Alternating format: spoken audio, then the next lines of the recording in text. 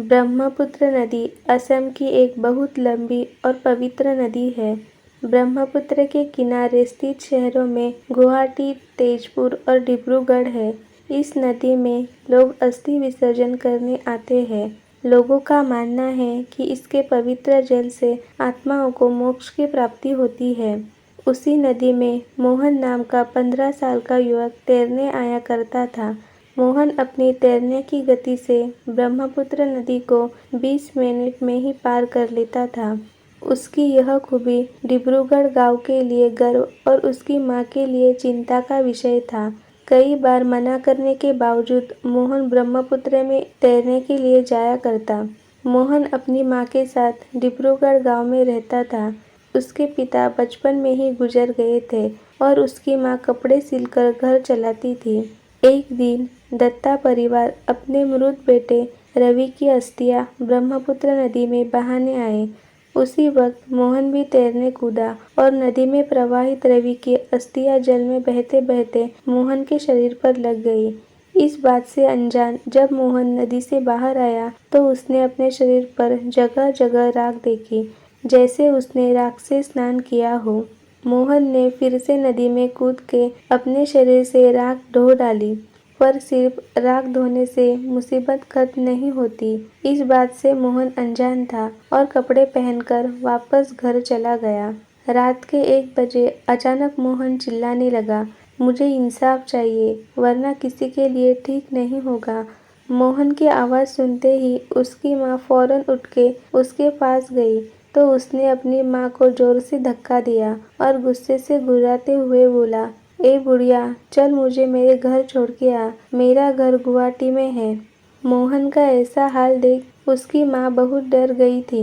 उसी वक्त उन्होंने पड़ोस के लोगों को अपने घर में इकट्ठा किया। पड़ोसियों ने मोहन की हालत देख के कहा, जरूर इसको किसी की नज़र लग गई है, क्योंकि यही गांव में तेजी से ब्रह्मपुत्र जैसी नदी पार कर सकता है।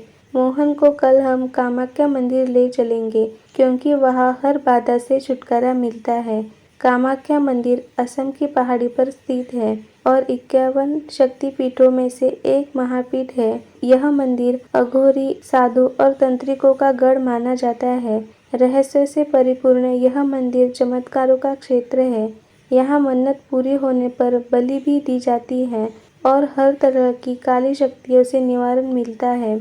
अगले दिन जब मोहन की माँ और पड़ोस के लोग मोहन को कामाख्या मंदिर ले गए तो वहाँ पहुंचकर असली वजह सामने आई।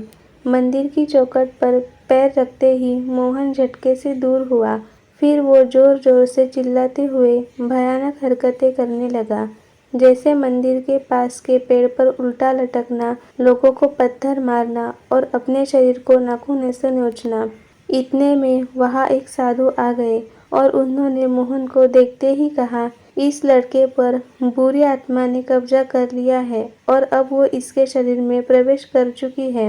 अगर इसका निवारण ना किया तो मोहन की जान भी जा सकती है।